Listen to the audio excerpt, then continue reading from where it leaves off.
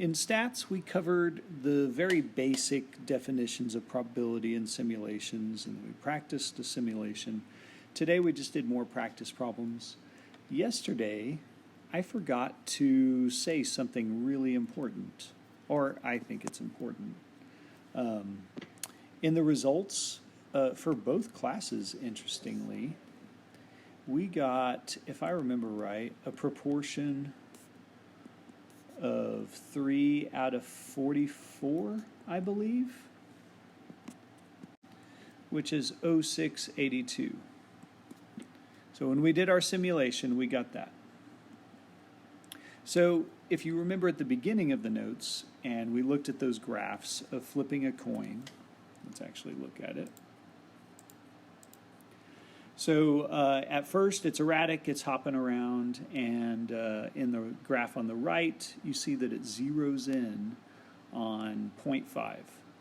So in this simulation that we did yesterday, we only did it 44 times.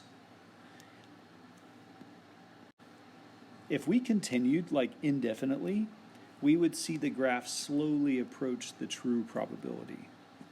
So the true probability, we haven't talked about how to do it yet, so don't worry if this doesn't make sense to you. But on the first draw, we have 28 stat students and 95 students. So on that first draw, there's 28, whoops, not divide again, out of 95 students probability to get a stat student. So I grab a ticket and I have 28 out of 95 chance. So the second draw, that's changed a tiny bit. We have 27 left and 94 total left. Now I'm going to press a decimal here because I want to get a decimal for an answer. And we get 0.847. Earlier, yesterday, we got 0.682.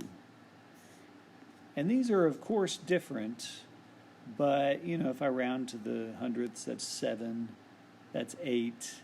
I would be willing to bet that if we did these trials, even up to just 100, I bet it would be closer to 0.847. So that's something interesting with simulations, is if you can get a computer program to run it for you, you can prove probability. You can get it really, really close, approximately equal to the theoretical probability. So anyways, that was yesterday. Today, we just went over some basic ones. We had this problem where we looked at U.S. adults eating breakfast 0.61 of the time. All this means is that about roughly approximately 61% of U.S. adults eat breakfast. You could even change this to real numbers if you wanted to. About roughly 61 out of 100, and then the same thing. So on part B, they ask you, why is this not exact? If that's the probability, why not exact? Well, this is just an estimation.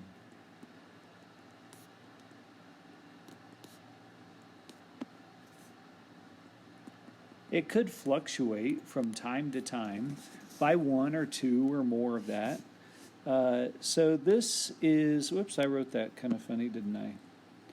Let's reword that. This is just an estimate. It is not precise. Like, I expect it to be around 61 people out of 100. All right, moving on. For this one, we did matching. So this is not multiple choice. You match the proportions or probabilities to the sentences. So maybe hit pause and see if you can do it. So if it's impossible, that should be 0.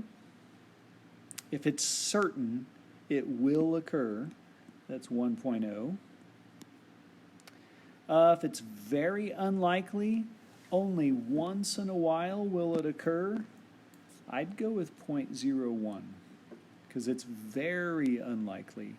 You know, if I start talking about like life or death experiences and I'm risking my life with a 0.3 probability, I am not going to risk my life because that's too likely to happen for me. So very unlikely is 0.01. This outcome will occur more often than not. I feel like this is saying it's barely different from 50-50. So I would say 0.6. If you're wanting to say 0.99, I understand, but I feel like that underlined phrase is trying to lead you towards seeing that it's close to 50-50, but just a little bit different than 50-50. All right, moving on.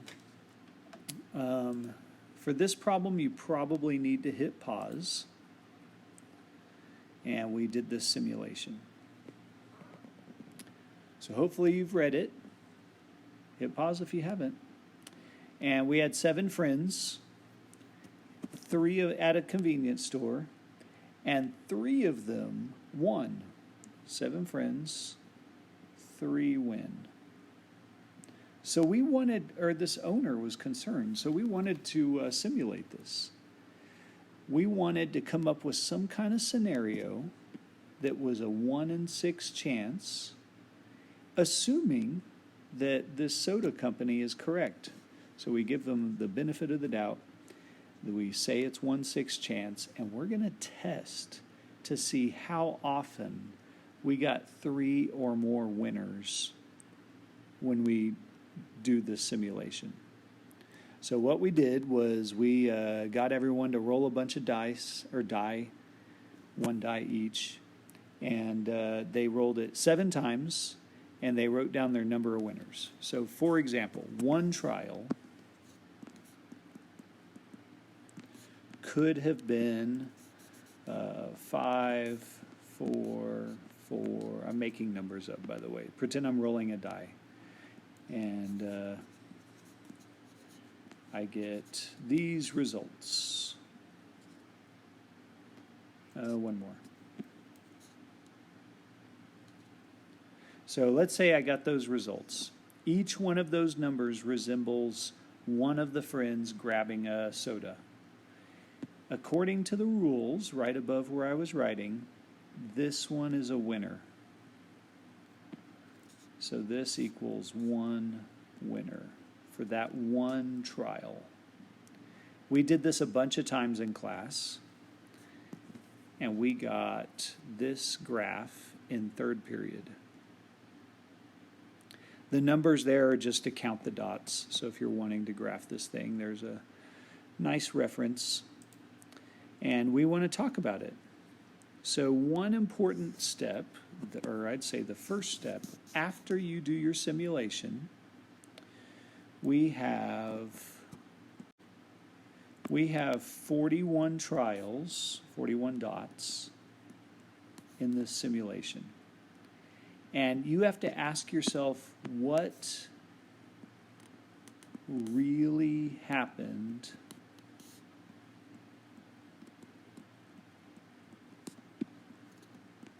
in real life.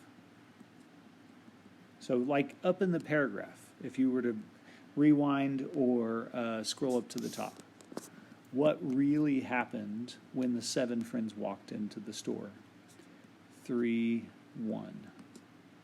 So what you do with the simulation is you find or count number of trials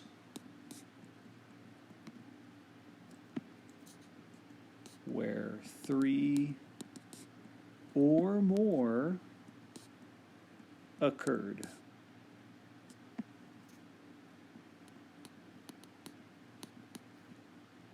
Now Now, the reason why or more is because the definition of this kind of thing is you want to find the value in question or more extreme, because those are also concerning, 4 and 5. So 3 winners right there, or 4 winners, or 5 winners, or 6 or 7, but those didn't occur. So we had 7 trials where that happened, which was a proportion of 7 out of 41, which was 1707. So there are the results of our simulation. Now we need to know what to do with that.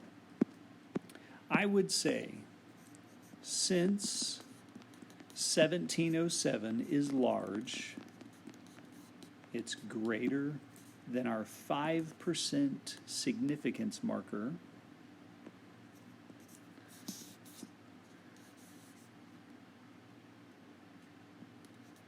Three people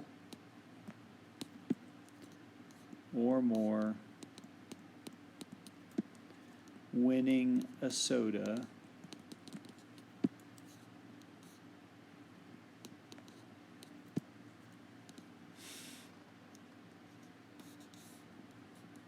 out of 7 people